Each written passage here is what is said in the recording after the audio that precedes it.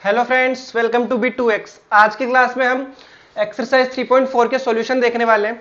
तो पहला क्वेश्चन है 10x इज इक्वल टू √3। ठीक है, इसके लिए हमें प्रिंसिपल वैल्यू और प्रिंसिपल सॉल्यूशन और जनरल सॉल्यूशन दोनों बताने हैं। 10x is equal to √3। देखो, सबसे पहले तो हम ये देखेंगे कि 10x की वैल्यू √3 होती कौन से एंगल पे। ठीक है, तो ये होती है π/3 के ऊपर, मतलब 60 डिग्री के ऊपर होती है। तो यहां से चलो, हमें अगर हम बात करें जनरल सॉल्यूशन की, पहले प्रिंसिपल सॉल्यूशन की सॉरी बात करें, अगर यहां से हम प्रिंसिपल सॉल्यूशन की,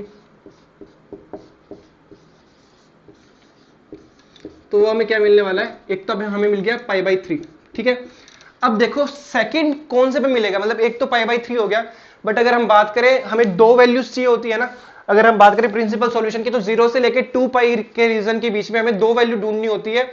अगर हमें 10x इज इक्वल टू √3 के लिए बात करनी, 10x इज इक्वल टू √3 के लिए देखो, एक तो आ गया π/3। सेकंड वाला हम कैसे निकालेंगे, देखो दो रास्ते। पहला रास्ता हम अगर हमें ये याद है तो हम यहाँ पे डायरेक्ट रख के भी निकाल सकते हैं।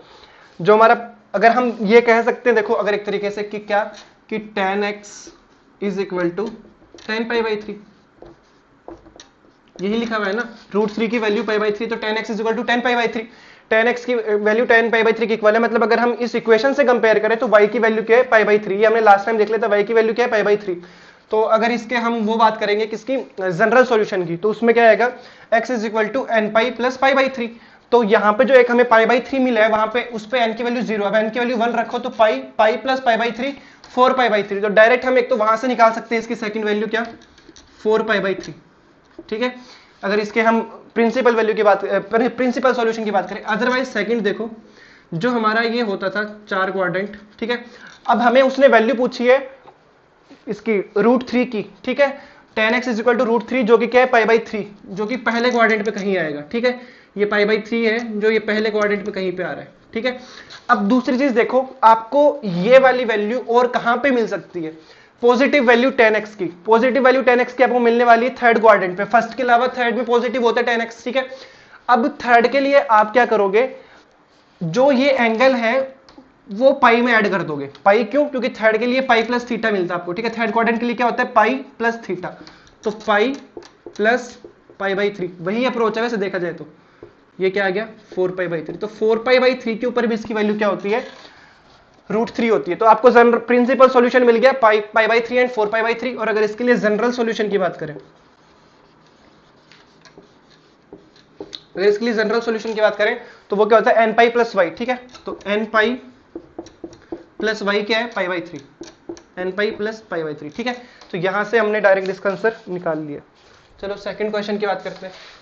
सेकंड मतलब वीडियो का सेकंड, वैसे सेकंड ही, मोस्ट ऑफ द क्वेश्चंस आपको खुद को ही करने हैं एज यूजुअल। सेकंड क्वेश्चन है cosec x is equal to -2। ये शायद फोर्थ या फिफ्थ क्वेश्चन होगा एक्सरसाइज का।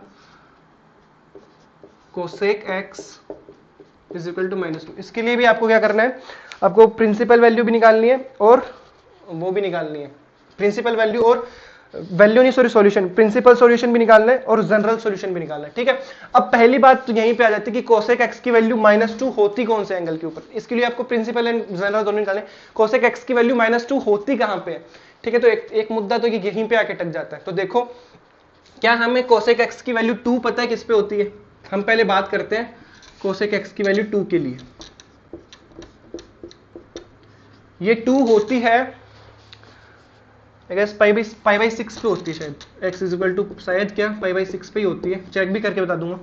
कोसेक x की वैल्यू क्या आ गई, कोसेक π/6 4 2 के लिए ही, यहाँ पे मत लिख देना π/6 क्योंकि यहाँ पे ये -2 है। ठीक है, π/6 और 2 के लिए आई है। कैसे आई है देखो, कोसेक x क्या होता है, 1/sin x, sin π/x, sign 30 क्या होता है 1/2, तो 1/1/2, 2 ऊपर गया तो 2, हाँ π/6 के ऊपर होती है। ठीक है, अब क्या करोगे आपको, लेकिन आपको निकालना है -2 के लिए। -2 कहां पे आता है, कोसेक x को अगर आपको -2 करना है, मतलब कोसेक x इस वाले क्वाड्रेंट में और इस वाले क्वाड्रेंट में माइनस होता है। ठीक है, तो पहली जो आप वैल्यू निकालने वाले हो वो क्या निकालोगे, पहली जो इसके लिए निकालोगे वो होगा, पहली वाली जो होगी वो होगी पाई प्लस π/6। क्यों, ये पाई है, ठीक है, ये वाला पाई है, π/6 यहाँ पे कहीं पे था जिसके लिए आपको कोसेक x की वैल्यू 2 मिल रही थी, तो पाई प्लस π/6 भी कहीं पे यहाँ पे आएगा जिसके लिए क्या आएगा, कोसेक एक्स की वैल्यू होगी सेम बट माइनस का साइन आ जाएगा। क्यों? क्योंकि ये थर्ड क्वाड्रेंट में जिसके अंदर कोसेक एक्स की वैल्यू नेगेटिव होती है। तो पहला आप निकालोगे पाई प्लस पाई बाई 6 से, जिसकी वैल्यू क्या आने वाली है 7 पाई बाई 6।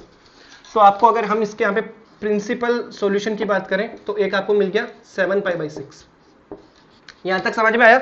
अच्छा, आप क्या कर सकते थे, आप इसको 270 में से भी तो माइनस, पाई में अगर प्लस करते तो 270 में से भी माइनस कर सकते हो। बट हमने लास्ट टाइम देखा था क्या कि पाई, 2 पाई, 3 पाई, 4 पाई, यहां से जब हम प्लस माइनस थीटा करते हैं तो फंक्शन चेंज नहीं होता। बट अगर pi by 2, 3 pi by 2, 5 pi by 2, अगर यहां से हम प्लस माइनस थीटा करते हैं तो फंक्शन चेंज हो जाता है। तो कोसेक एक्स वाला सेक एक्स के अंदर चेंज हो जाता है। ठीक है, इसलिए हमने क्या किया कि पाई प्लस, मतलब उसमें भी इतना फर्क नहीं पड़ेगा, बट पाई के अंदर हमने क्या किया, ऐड कर दिया। ऐड क्यों किया? ताकि ये थर्ड क्वाड्रेंट में आ जाए, जिसकी वैल्यू तो वही होगी बट साइन क्या चेंज हो जाएगा। ठीक है, वो माइनस का हो जाएगा। ठीक है, पहला 7 पाई बाई 6। सेकंड वैल्यू कहां से निकालें? तो देखो सेकंड वैल्यू, ये फोर्थ वैल्यू देखो क्या होता है, नेगेटिव होता है। अब फोर्थ के लिए हम क्या करेंगे, यहां पे हमने पाई प्लस किया है, फोर्थ के लिए हम ये क्या है, ये 2 पाई है ना, 2 पाई में से माइनस कर देंगे। ठीक है, 2 पाई माइनस पाई बाई 6। ठीक है, अच्छा प्लस भी तो कर सकते हैं, प्लस करेंगे तब भी तो जाएगा ऊपर वाले, बट 2 पाई प्लस कर देंगे तो वो क्या होगा, वो फर्स्ट क्वाड्रेंट में पहुंच जाएगा जहां पे ये पॉजिटिव होता है, बट आपको नेगेटिव वैल्यू चाहिए। और 2 पाई प्लस तो वैसे भी नहीं कर सकते, क्योंकि आपको प्रिंसिपल सॉल्यूशन क्या होता है, 0 से लेके 2 पाई के बीच में ढूंढना होता है। 2 पाई माइनस पाई बाई 6, ये क्या आया 11 पाई बाई 6। ठीक है, यहां तक समझ में आया? इसकी सेकंड वैल्यू क्या आ गई 11 पाई बाई 6। वापस सुनो, हमने क्या किया, हमने सबसे पहले क्या किया, कोसेक एक्स की वैल्यू 2 के लिए निकाला। कोसेक एक्स की वैल्यू 2 मिल रही थी पाई बाई 6 पे। अब पाई बाई 6 फर्स्ट क्वाड्रेंट में होता है, जिसकी वैल्यू 2 आपको नेगेटिव के लिए चाहिए। नेगेटिव आता है आपका थर्ड में और फोर्थ क्वाड्रेंट में। थर्ड के अंदर क्या करेंगे, पाई प्लस करेंगे, फोर्थ के लिए 2 पाई माइनस करेंगे। सेम वही वाला एंगल जो पाई बाई 6 है, मतलब जो पाई बाई 6 मिल रहा है वो वाला एंगल। ठीक है, ताकि आपको सेम रिजल्ट मिले, 2 मिले बट वो नेगेटिव में मिले। ठीक है, तो ये आ गया आपका प्रिंसिपल सॉल्यूशन। अच्छा, अब बात करते हैं जनरल सॉल्यूशन की। हमने जो देखे हैं वो अभी तक क्या देखे, साइन एक्स के लिए देखे, कोस एक्स के लिए देखे, टेन एक्स के लिए देखे। हमने अभी तक कोसेक एक्स के लिए तो देखे ही नहीं है। तो क्या होता है, देखो अगर हम बात करें जनरल सॉल्यूशन में, तो आपको पता है कोसेक एक्स क्या होता है, 1 अपॉन साइन एक्स होता है। ठीक है, तो साइन एक्स क्या होता है, 1 अपॉन कोसेक एक्स होता है। तो देखो एंगल वही सेम रहने वाले हैं, सेम वही वाली प्रॉपर्टी आप यहाँ पे भी लगाने वाले हो। अगर इसके हम जनरल सॉल्यूशन की बात करेंगे ना, तो वो क्या आ जाएगा, एन पाई प्लस माइनस 1 की पावर n पाई बाई 6। क्यों? क्योंकि देखो अगर हम कोसेक एक्स के -2 के लिए बात कर रहे हैं, इसका मतलब ये हुआ ना कि साइन एक्स के लिए -1/2 के लिए बात कर रहे हैं। बेसिकली देखा जाएगा कोसेक एक्स की वैल्यू -2 के लिए बात कर रहे हैं, इसका मतलब हम साइन एक्स के -1/2 के लिए बात कर रहे हैं। और साइन एक्स में -1/2 क्या होता है, इसी पे होता है। अगर 1/2 की बात करें साइन एक्स के लिए तो वो पाई बाई 6 पे ही होता है। और अगर माइनस का 1/2 देखेंगे तो वो सेम इसी एंगल पे हमें मिलने वाला है। ठीक है, इस पे और इस पे। तो उसके लिए अगर हम जनरल सॉल्यूशन निकालेंगे तो यही वाला निकल के आएगा। ठीक है, तो ये हो गया हमारा सेकंड क्वेश्चन आज का। ओके, अब हम यहाँ से नेक्स्ट क्वेश्चन पे चलते हैं। अभी थोड़े चेंज हो रहे हैं क्वेश्चन, ये तो सिंपल वाले थे, टफ तो अभी भी कुछ नहीं आएगा। नेक्स्ट हमारा आज का क्वेश्चन है cos 4x is equal to cos 2x। यहाँ से आपको जनरल एक्सप्रेशन निकालना है। क्या लिखा हुआ है, cos 4x is equal to cos 2x। यहां से आपको जनरल सॉल्यूशंस निकालने, मतलब कि आपको वो एक एक्सप्रेशन निकाल के देना है जिसके लिए ये वाली इक्वेशन सेटिस्फाई करती हो। ठीक है, बस इतना ही है इस वाले क्वेश्चन में भी। तो चलो अब क्या करेंगे इसके अंदर, पहला काम cos 2x को इधर लियो, cos 4x minus cos 2x is equal to 0। ठीक है, अब देखो ये cos से माइनस cos b का फॉर्मूला बन रहा है। मैंने कहा था याद कर लेना, अभी जरूरत पड़ेगी इसकी। ये cos से माइनस cos b का फॉर्मूला, चलो मैं लिख देता हूं ऐसे। cos से माइनस cos b क्या होता है, माइनस का 2 sine a plus b upon 2 sine a minus b upon 2। ठीक है, ये आपका फॉर्मूला होता है। ठीक है, अब ये फॉर्मूले में a की वैल्यू क्या है, 4 है और 4x है, और इसकी वैल्यू क्या है 2x है b की वैल्यू। ठीक है, तो आप रख दो इसके अंदर। अब क्या होगा, माइनस का 2 sine a plus b, 4x plus 2x, 4x plus 2x upon 2 sine 4x minus 2x। इसको डायरेक्ट लिख दो यार, 4x देखो मैं, चलो लिख देते, 4x माइनस 2x अपॉन में 2 इज इक्वल टू 0। अब देखो काफी सारे चेंजेस हम इसी इक्वेशन में कर लेंगे बिना कुछ लिखे। देखो पहली बात तो ये कि माइनस यहाँ पे 0 में वहां पे भेज दो, ठीक है। दूसरी बात 4x plus 2x 6x upon 2 3x, ठीक है। 4x minus 2x 2x upon 2 x, ठीक है। अब क्या करो, 2 को भी वहां पे 0 में भेज दो।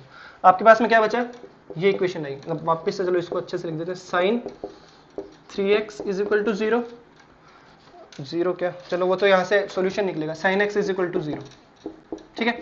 अब देखो यहाँ से दो पॉसिबल केस है, पहला या तो साइन 3x की वैल्यू क्या हो 0 हो, या फिर साइन x की वैल्यू 0 हो, दोनों भी हो सकते हैं। देखो जब भी आपके पास में ऐसा आता है a into B is equal to 0, ठीक है, जब भी आपके पास में होता है a into B is equal to 0, तो वहां से ये इंप्लाई होता है या तो a की वैल्यू 0 होगी ताकि वो b से मल्टीप्लाई होकर उसको भी 0 कर दे, मतलब पूरे एक्सप्रेशन को 0 कर दे, या फिर b की वैल्यू 0 होगी, या हो सकता है कि दोनों की वैल्यू 0, a भी 0 हो और b भी 0। तो हमने दो केस बना लिए, जब साइन 3x 0 और जब साइन x 0। तो देखो इसका मतलब क्या है, इसका मतलब जो आपका एंगल है, जो आपका x है, वो क्या है एन पाई की इक्वल हो गया। एन पाई प्लस साइन 0 की वैल्यू क्या होती है 0 भी आती है। देखा जाए तो अगर हम 0 से 2 पाई के बीच वाला रीजन ले रहे हैं ना, अगर देखो आप इसकी बात करोगे तो साइन x की वैल्यू क्या है, साइन 0 आ रही है, ऐसा कुछ आ रहा है, ठीक है। तो ये क्या हो गया 0 हो गया ना, तो x की वैल्यू क्या आएगी यहाँ से एन पाई प्लस 0 माइनस 1 की पावर n लगा लो, चलो ये भी कर लो, बट ये 0 तो ये पूरा 0 तो एन पाई, ठीक है। x की वैल्यू क्या आएगी एन पाई। लेकिन जब एंगल 3x है तो 3x की वैल्यू एन पाई होगी फिर, ठीक है। और यहां से क्या होगा x की वैल्यू एन पाई होगी क्योंकि यहाँ पे एंगल x है। तो यहां से x की वैल्यू निकालो। बेसिकली आपको जब भी जनरल सॉल्यूशन निकालते हो आप x की वैल्यू निकालनी होती है हमेशा, ठीक है, जनरल में भी और उसमें भी। x की वैल्यू क्या आ गई एन पाई अपॉन 3, और यहां से x की वैल्यू क्या है एन पाई है। तो ये आपके पास में दो जनरल सॉल्यूशन आए आपको इस इक्वेशन के लिए, क्या x is equal to n pi upon 3, x is equal to n pi, ठीक है। ये दो सॉल्यूशन इस इक्वेशन के लिए होंगे, ठीक है। चलो नेक्स्ट हम आज का लास्ट क्वेश्चन करते हैं।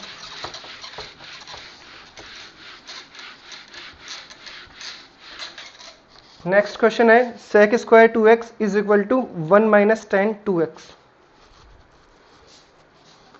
sec square 2x is equal to 1 minus tan 2x, ठीक है ना। sec square 2x is equal to 1 minus tan 2x, इसके लिए सेम आपको वही करना है, जनरल सॉल्यूशन की ही बात हो रही है। जनरल सॉल्यूशन में मतलब आपको वो एक्सप्रेशन निकाल के देने, 2 निकलेंगे 3 निकलेंगे जितने भी निकलेंगे, ठीक है। अब देखो sec स्क्वायर 2x को हम क्या लिख सकते हैं, sec स्क्वायर 2x को हम लिख सकते हैं 1 plus tan square 2x, formula होता है, आइडेंटिटी होती है, is equal to 1 minus tan 2x। पहली बात 1 से 1 गया, दूसरी बात tan 2x को इधर लियो तो क्या बना tan square 2x plus tan 2x is equal to 0। अब क्या करो tan 2x कॉमन आ रहा है, tan 2x को कॉमन ले लो, तो क्या अंदर क्या बचा tan 2x plus 1 is equal to 0। देखो वापस a into B is equal to 0 है। यहां से आपके पास में दो केस बनते हैं, दोनों केस को अलग अलग लिख लेते हैं। पहला केस क्या है, क्या कि tan 2x is equal to 0। Second case यहां से हमारा क्या बन सकता है, थोड़ा ऊपर लिख देना, थोड़ा सा बड़ा जाएगा ये, क्या tan 2x plus 1 is equal to 0।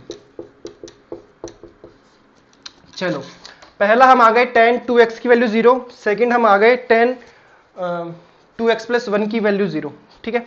अब देखो tan 2x is equal to 0, अगर हम इसकी बात करें, थोड़ा सा रफली बात कर लेते हैं पहले, क्या अगर हम इसको, चलो रफली क्यों फेयरली बात कर लेते हैं, tan 2x की वैल्यू 0 है तो बेसिकली ये कुछ ऐसा है, tan 2x is equal to tan 0। tan 0 की वैल्यू 0 ही होती है, मतलब 0 कम मिलेगा आपको tan के लिए 0 के ऊपर। तो ये हमने क्या tan x is equal to tan y की फॉर्म में बना चुके हैं हम इसे, tan x is equal to tan y की फॉर्म में, ठीक है। इसके लिए हमें क्या मिल गया कि 2x की जो वैल्यू है x is equal to n pi plus y होता है, तो n पाई क्या आ गया, n पाई की वैल्यू n पाई आ गई, प्लस y, तो y क्या है 0 है, तो प्लस 0 का 0 हो गया, ठीक है। x की वैल्यू क्या आ गई यहां से,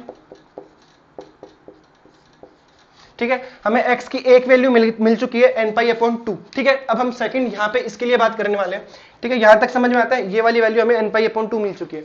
अब हम बात करेंगे इसके लिए, देखो tan 2x plus 1 is equal to 0, तो क्या हो गया यहां से tan 2x प्लस 1 की वैल्यू 0 है।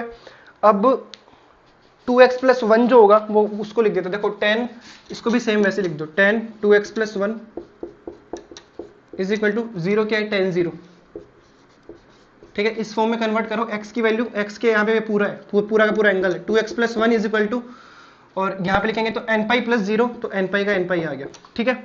अब देखो x की वैल्यू निकालो, क्या आया, n पाई माइनस का 1 अपॉन में 2, यही आया ना, 2x प्लस 1 की वैल्यू क्या आई, n पाई था हमारा, n पाई में से हमने फिर एक माइनस किया और अपॉन में 2 आ गया। ये हमारी क्या x की वैल्यू आई है, नहीं, ये x की वैल्यू नहीं है। tan 2x प्लस 1, एक सेकेंड, हम यहाँ पे एक चेंज भी ला सकते हैं, यहाँ से इसको हटाओ, ये पूरा एंगल हम इसको ऐसे नहीं लेंगे, हम एक काम करते हैं क्या, कि tan 2x प्लस 1 की वैल्यू देखो 0 है, ये गलती कर दी हमने, tan 2x प्लस 1 की वैल्यू 0 है। यहाँ से क्या होगा कि ये एंगल के अंदर नहीं है, अगर आप देखो तो हमने गलती कर दी, हमने प्लस 1 को एंगल के अंदर ले लिया, बट प्लस 1 हमारा एंगल के अंदर नहीं था।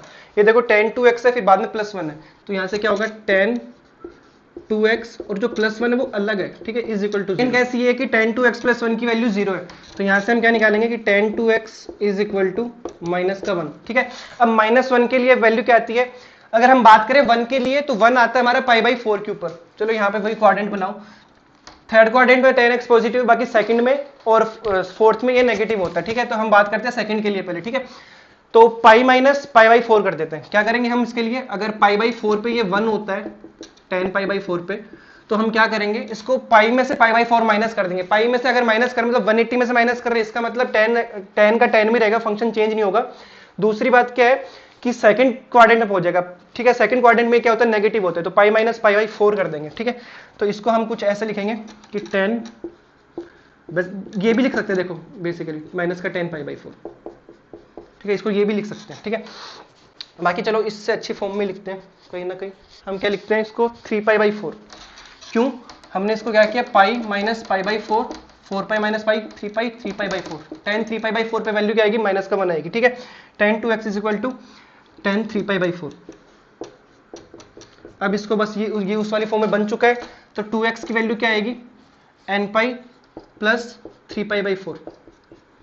यहां से अब x की वैल्यू निकालो, x की वैल्यू क्या आ जाएगी, n पाई अपॉन 2 प्लस 3π/8, ठीक है। Let me confirm, n pi upon 2 plus 3π upon 8, हाँ इसकी यही वैल्यू आ रही, ठीक है।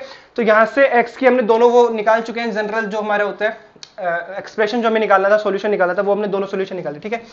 तो आज की वीडियो में इतनी, आई होप आपको समझ में आएगा। अगर वीडियो से रिलेटेड कोई डाउट है तो आप इंस्टाग्राम टेलीग्राम ग्रुप की जो लिंक है वो डिस्क्रिप्शन के अंदर मेंशन करा गया, आप वहां पर जाके कॉन्टैक्ट कर सकते हो, अदरवाइज कमेंट बॉक्स में भी मेंशन कर सकते हो। थैंक यू, मिलते हैं नेक्स्ट वीडियो में।